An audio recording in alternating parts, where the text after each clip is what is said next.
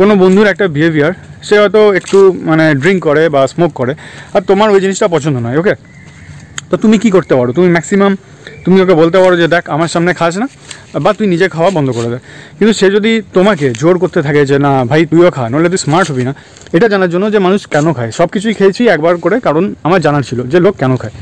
তো আমি কোনো কারণ খুঁজে পাইনি, জাস্ট লোকের এটা একটা নেশা হিসাবে, মানে জাস্ট নিজেকে কুল বানানোর, এই যে একটা ট্রেন্ড না, যে কুল মানে নিজেকে কুল দেখানোর ইচ্ছে, সেটা খুবই মানে একটা বোকা বোকা জিনিস, যেটা ওই ম্যাক্সিমাম 20s-এর ছেলেমেয়েরা করে, এবং 20s-এর ছেলেমেয়েরা করতে করতে এমন অভ্যেসে পরিণত হয়ে যায় যে ওটা একদম আজীবন চলতে থাকে। ওই যে একটা কথা লোক বলে না যে আমি যেরকম সেরকমই থাকবো, লোক যেরকমই হোক না কেন, কিন্তু এটা একটা জায়গায় কোথাও না কোথাও ভুল।